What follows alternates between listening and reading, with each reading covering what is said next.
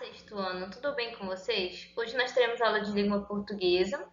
Iniciaremos o capítulo 6 e veremos o romance de aventura e numeral, certo? Então vamos lá abrir o livro de língua portuguesa na página 64 para que nós possamos começar a estudar sobre romance de aventura. Bom, então vamos lá começar a trabalhar, a estudar o romance de aventura. O romance de aventura é um texto narrativo em que eu encontrarei personagens, tempo e espaço, certo? E a história que é narrada, ela apresentará o quê? Aventura, certo? E vocês irão perceber que a personagem principal, ou seja, o protagonista, ele geralmente irá o quê? Realizar ações extraordinárias. O que isso significa? Ele irá fazer algo que irá chamar a atenção, causará admiração, espanto, certo? Maravilhamento. E, além disso, ele irá enfrentar grandes desafios, certo? Por quê? Porque faz parte da aventura ter os desafios, certo? Para que eles sejam enfrentados. Vejamos então no livro de vocês, na página 64, um trecho, certo? Da Viagem de Gulliver, certo? Vejamos então Viagem a Lilliput, que é retirado deste livro. Após a tempestade, um reino em miniatura. A tempestade começou de repente. Ondas de mais de 30 metros envolviam o navio e o jogavam de um lado para o outro, como se fosse de um brinquedo. Rajadas de vento logo destruíram as velas. Eu era o médico de bordo e fiquei esperando o pior. Recifes a este bordo! O grito desesperado do marinheiro que estava na gávea soou quase ao mesmo tempo que o barulho do choque do majestoso veleiro Antílope, no qual viajávamos com as pedras. Foi uma confusão dos diabos. Tripulantes correndo em todas as direções, gente gritando, outros jogando-se no mar, cada um tentando salvar a própria pele. Observem que aqui nós já temos o quê? Um grande desafio. E qual é esse grande desafio? Enfrentar a tempestade, certo? E percebam que eu consigo sentir a adrenalina pela forma como o personagem narra, certo? E ele narra exatamente o que acontece. Exemplo, ondas de mais de 30 metros envolviam o navio e jogavam de um lado para o outro. Então, nós imaginamos o quê? Uma onda enorme e o navio pequenininho, certo? Diante dessa onda e o quê? E que ele está de um lado para outro e que todas aquelas pessoas, ou seja, os tripulantes, estão em agonia. Ou seja, é um desafio, certo? Por que desafio? Porque faz parte da história de aventura, é uma aventura, certo? Estava quase paralisado pelo medo, as mãos grudadas na amorada do convés, quando fui cuspido para fora do navio, que já se inclinava perigosamente. Senti meu corpo envolto na água gelada do mar e no momento em que dei por mim, confesso que não me lembro como consegui, estava num pequeno bote com outros 5 marinheiros, todos remando com fúria para nos afastarmos o máximo possível do Antílope, que começava a afundar. Sabíamos que, se ficássemos por perto, seríamos tragados pelo oceano por causa do redemoinho que sempre se forma em torno de uma embarcação quando está submergindo. Então, aqui, os tripulantes, certo, estão enfrentando uma grande aventura e estão lutando pela própria vida, certo? Então, aqui nós temos, logo de cara que nós lemos, nós já percebemos que trata-se de um romance de aventura por conta da narração, da forma como são postas, a história é posta, uma aventura, certo? Narrada por uma personagem, e ela detalha exatamente o que acontece e nos descreve isso, e dessa forma nós conseguimos também sentir a adrenalina, certo? Bom, no texto que nós lemos, nos parágrafos que nós lemos, nós podemos observar que existe a fala da personagem, a narração, o narrador, certo? O que ele apresenta sobre a história. E essas características da apresentação ou não apresentação das falas dos personagens estão incluídas sobre os tipos de discurso, certo? Nós já estudamos sobre os tipos de discurso em sala, mas iremos rever agora por conta do romance de aventura, certo? Por quê? Porque é um texto narrativo e nele serão apresentados tipos de discurso. Vejamos então o discurso direto. No discurso direto, eu terei as seguintes características. As falas dos personagens, elas serão apresentadas de forma direta. O que isso significa? Eu terei o travessão me indicando a fala de um personagem. Exemplo, página 71. Um deles, mais corajoso, gritou: Reknadegu. Então, eu tenho aí o travessão indicando a fala de um personagem. Ou seja, de forma direta. Direta por quê? Porque o personagem mesmo é quem fala, certo? Isso significa que não terá intermédio do narrador. O narrador ele não irá falar pela personagem, certo? Ou seja, não é o personagem que nos apresenta a fala do personagem, mas é o próprio personagem quem fala.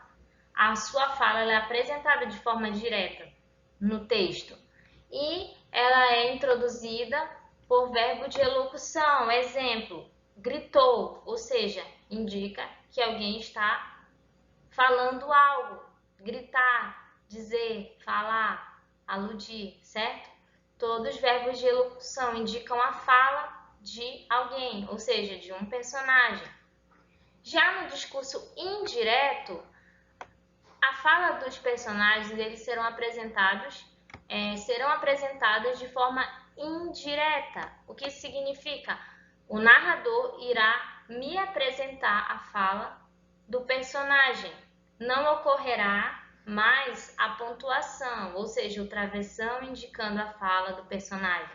Exemplo, lembrou minhas promessas de nunca mais navegar, eu adorava viajar por mar. Contou velhas histórias de navios engolidos pelo oceano ou devorados por monstros e disse ainda que eu deveria cumprir minhas obrigações de pai e marido. Aqui alguém falou para o narrador isto, que ele deveria cumprir suas obrigações de pai e marido, certo? Ele apresentou a fala de um personagem e nós vemos aqui o que? Um intermédio do narrador e os verbos de elocução seguidos pela conjunção que. Vejamos aqui, eu tenho o verbo de elocução disse e tenho também o que? A conjunção que. Disse ainda que eu deveria cumprir minhas obrigações de pai e marido, me indicando o discurso indireto, certo? E temos também o discurso que é classificado como indireto livre. No discurso indireto livre, há uma diferença, certo?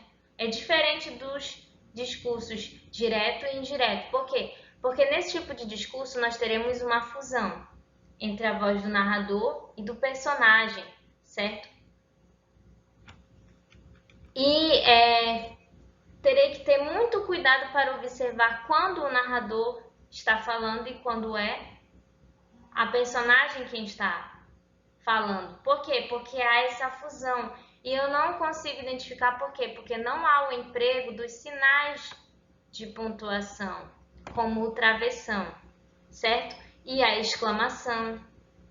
Nesse sentido, somente a exclamação e a interrogação elas serão apresentadas, certo?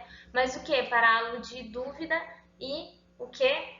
Expressar as emoções e os pensamentos, sentimentos e reflexões, que são características do discurso indireto livre. No discurso indireto livre, eu tenho a expressão mais o que? Das emoções, dos pensamentos, reflexões, sentimentos, certo? Mas eu não terei os sinais de pontuação que indicam fala, como travessão, 2 pontos, certo? Não tem o quê? Os verbos de elocução e a palavra que, certo? Se eu não tenho, se o narrador ele não vai me dizer o que o personagem está dizendo, se há uma fusão entre eles dois, então eu não terei o que? Verbos de elocução. Por quê? Porque a personagem ela irá expor também a sua fala, mas de forma o quê? De forma que não se apresente, de forma que eu não irei conseguir perceber. Por quê? Porque há fusão. Vejamos o exemplo de discurso indireto livre na página 72. Vocês irão conseguir perceber melhor isto. Baleia queria dormir, acordaria feliz no mundo cheio de praias e lamberia as mãos de Fabiano, um Fabiano enorme. As crianças se espojariam com ela, rolariam com ela num pátio enorme, num chiqueiro enorme. O mundo ficaria todo cheio de preás, gordos enormes. Aqui eu tenho a fala do narrador e em seguida a fala do personagem, certo? Qual é o personagem? Baleia. Eu tenho aqui o pensamento da baleia, certo? Tenho a fala do personagem, baleia queria dormir, acordaria feliz no mundo cheio de preás e lamberia as mãos de Fabiano, um Fabiano enorme. As crianças se espojariam com ela, rolariam com ela num pátio enorme, num chiqueiro enorme. Porque eu sei que aqui é o narrador quem está falando de um personagem, por causa dos verbos que estão na terceira pessoa e porque ele está usando o pronome ela quem? Baleia. Baleia queria dormir, ele está falando dela. Em seguida eu tenho o pensamento do personagem. O mundo ficaria todo cheio de preás, gordos enormes. Esse é o pensamento da baleia, certo? E observem como eu não tenho o quê? O travessão que indica, certo? Por que não indica? Porque não é uma fala, é um pensamento. E isso também é uma característica, certo? Do discurso indireto livre, porque ele irá expressar as emoções, pensamentos, sentimentos e reflexões. Eu terei isto posto no discurso indireto livre e terei o que? A fusão entre a voz do narrador e a voz do personagem. No discurso direto eu tenho a voz do personagem e ela é posta diretamente. No discurso indireto, o personagem ele não tem a sua fala posta de forma direta, mas de forma indireta. Por quê? Porque o narrador intermediará, certo? No discurso indireto livre eu tenho a fusão tanto da voz do narrador quanto do personagem, certo? Então, desta forma, nós temos o discurso direto, o discurso indireto e o discurso indireto livre, certo? Aqui trouxe para vocês os exemplos, certo? Que está posto no livro. Temos o primeiro exemplo, discurso indireto, porque eu tenho aqui o verbo de elocução seguido da conjunção que. Tenho o discurso direto porque tenho aqui a fala de uma personagem. Tenho o verbo de elocução que me indica. Eu tenho 2 pontos que indicam, certo? A fala. E eu tenho o discurso indireto livre, porque eu tenho a fala do narrador e aqui eu tenho o pensamento da personagem. Aqui eu sei que é a fala do narrador, por quê? Porque ele está falando sobre alguém. Baleia queria dormir, acordaria feliz num mundo cheio de preás e lamberia as mãos de Fabiano, Fabiano enorme. Se espojariam com ela quem? Baleia. O narrador está se referindo a alguém, ou seja, eu sei que é o narrador por quê? Porque é alguém falando de outra pessoa. E, no entanto, aqui eu tenho que o mundo ficaria todo cheio de preás, gordos enormes. eu tenho o pensamento de Baleia, certo? Então, eu tenho a fusão tanto do narrador quanto do personagem. Bom, adiante, vocês observarão que o livro trará sobre os numerais, certo? E dessa forma, nós veremos agora sobre eles. O que é o numeral? O numeral, ele expressa a ideia de quantidade ou de posição numa sequência, certo? Então, quando eu me deparo com um numeral, eu terei essa ideia, o que? De quantidade ou de posição, sequencial.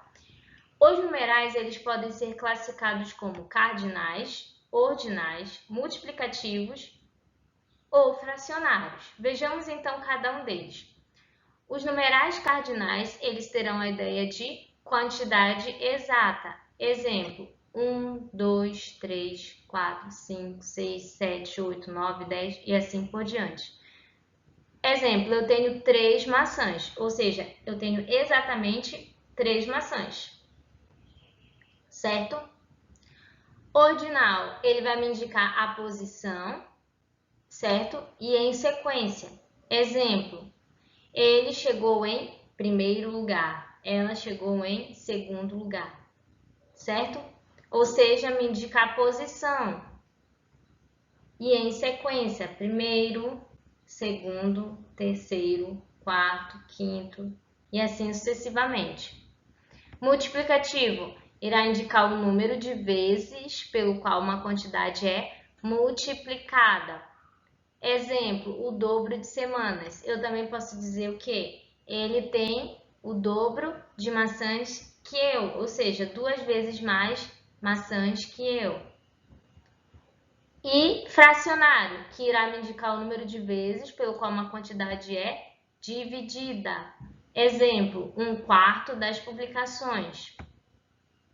Ou também metade de uma maçã, certo? Ou seja, meio a meio, certo? Que indica o que? Um número fracionário. Além disso, nós iremos observar que os numerais, eles serão utilizados como substantivo ou adjetivo. Vejamos aí, isto está na página 75 do livro de vocês. Em algumas situações, o numeral pode substituir um substantivo. Nesses casos, ele é chamado numeral substantivo, ou seja, quando o numeral ele substitui o substantivo, ele é chamado de numeral substantivo. Temos o exemplo, o tio e o sobrinho programaram uma viagem. Os dois foram para a Amazônia. Aqui, dois está substituindo o que? Tio e sobrinho, certo? E eu sei que ele é um substantivo porque ele está exercendo a função de substantivo. Eu tenho o artigo, certo? Os antes dele, certo? Anteposto. Ou seja, indica que ele está exercendo a função de substantivo, certo? Lembram sobre substantivo que nós já estudamos? Então, agora, quando o numeral acompanha um substantivo, ele recebe o nome de numeral adjetivo. Como na frase, a garota foi a primeira sobrinha a acompanhar o tio em uma viagem. Aqui, primeira está acompanhando a palavra sobrinha, que é o que? É um substantivo, a sobrinha. A primeira sobrinha, certo? Está classificando sobrinha. Ela não é a segunda e nem a terceira, ela é a primeira sobrinha, certo? Então, os numerais, eles vão expressar a ideia de quantidade ou posição, certo? Sequencial, ou seja, em uma sequência. E eles também podem exercer a função de substantivo e de adjetivo. E como isso irá ocorrer? Quando o numeral for substituído, quando ele puder substituir um substantivo, eu tenho um numeral substantivo. Exemplo, o tio e o sobrinho programaram uma viagem. Os dois foram para a Amazônia. Os dois substituem o tio e o sobrinho. Ou seja, tio e sobrinho são substantivos, logo eu tenho o numeral substantivo. Quando ele for um numeral adjetivo, ele irá o quê? Receber o nome de numeral adjetivo. E eu sei que ele está exercendo essa função quando ele acompanha o substantivo. Exemplo, a garota foi a primeira sobrinha a acompanhar o tio em uma viagem. Aqui eu tenho o numeral primeira acompanhando o substantivo sobrinha, certo? Bom, além disso, nós perceberemos que apenas alguns numerais poderão flexionar, certo? Temos então apenas os numerais 1, 2 e as centenas completas a partir de 200 flexionam em gênero, ou seja, masculino, feminino. Exemplo, 1, uma, 2, duas, certo? Demais cardinais são invariáveis, ou seja, os outros cardinais são invariáveis. Quais são eles? 3, 4, 5, 6, certo? Ou seja, eu falo as 6, os 6. É diferente de os primeiros, as primeiras, certo? Ou uma menina, um menino, certo? Ou as duas meninas, os dois meninos. Eu flexionei, certo? Esses numerais, diferente dos demais que não são possíveis ser flexionados. Os números ordinais, eles irão poder flexionar em gênero. Exemplo, primeiro e primeira, certo? Tenho aqui um exemplo. Lembram de como eu flexiono em masculino e feminino? Através do emprego do O e do A, certo? Segue a mesma regrinha, certo? Nesse sentido aqui, a mesma regrinha do substantivo. Eu emprego o O e o A para designar masculino e feminino, respectivamente. Apenas alguns numerais podem flexionar em número, como bilhão e primeiro. É um exemplo. Eu tenho bilhão, ou seja, e tenho também o que? Bilhões.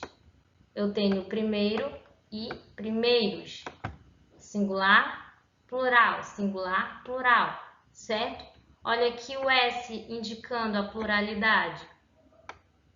Então, observem para essas exceções, certo? E além disso, eu tenho uma observação com relação à palavra certo? Que ela pode exercer tanto quando ela será um artigo indefinido e quando ela será numeral. Dependendo do contexto em que for empregada, isto está posto na página 76 do livro de vocês. A palavra pode ter a função de artigo indefinido ou de numeral. Ela será um artigo quando admitir plural e feminino, uns, umas, ou quando a palavra qualquer puder ser colocada após o substantivo que o termo acompanha. Por exemplo, vi um menino soltando pipa. Vi um menino qualquer soltando pipa. Já quando indicar quantidade e puder ser substituído por outro numeral, 2, 2, 3, etc., será um numeral. Exemplo, ganhei um livro de fábulas maravilhoso. Ganhei 2 livros de fábulas maravilhosos. Aqui, então, nós podemos perceber que eu consigo identificar quanto artigo indefinido quando eu puder empregar a palavra qualquer após o substantivo. Uma menina qualquer, um menino qualquer, um objeto qualquer, certo? Agora, quando eu consigo substituir o a palavra por outro numeral, como 2, 2, 3, 4, 5, 6, indica que ele está sendo posto como exercendo a função de numeral, certo? Quando ele exercer a função de artigo indefinido, ele irá, a palavra qualquer poderá ser posta após o substantivo. Uma menina qualquer andava na rua. Uma menina andava na rua. Uma menina qualquer andava na rua. Eu tenho a ideia de indefinição, certo? Por isso, está exercendo a função de artigo indefinido. Quando eu puder substituir a palavra um por outro numeral, estará exercendo a função de numeral. Um livro perdido, 2 livros perdidos, 3 livros perdidos, 4 livros perdidos e assim sucessivamente, certo? E aqui trouxe para vocês alguns exemplos de numerais cardinais, ordinais e coletivos, certo? Então vejamos então os cardinais, que me indicam o quê? Quantidade exata. Temos os arábicos, que são os que nós utilizamos, certo? Temos os romanos e temos a escrita deles por extenso, certo? Vejamos então. Arábicos. Tem 0, 1, 2, 3, 4, 5, 6, 7, 8, 9, 10 e assim por diante. Em algarismos romanos, eu tenho somente a partir do 1 e segue a sequência. 1, 2, 3, a quantidade, certo? 4, 5, 6, 7, 8, 9 e 10. Tenho também os ordinais, que irão me indicar o quê? Posição em sequência. Primeiro, segundo, terceiro, quarto, quinto, sexto, sétimo e assim por diante. E eu tenho os coletivos, certo? Que irão corresponder a algo, certo? Tenho aqui um dia que corresponde a 24 horas, uma semana que corresponde a 7 dias, uma quinzena que corresponde a 15 dias, bimestre que corresponde a 2 meses, um trimestre, 3 meses, um quadrimestre, 4 meses. Temos aqui também um ano que corresponde a 365 dias ou 12 meses. Tenho uma década que corresponde a 10 anos, um século que corresponde a 100 anos e um milênio que corresponde a 1000 anos. Vocês vão precisar desta informação para responder as atividades do livro, certo? Então não se esqueçam que estes são numerais que indicam coletividade, são numerais coletivos, certo?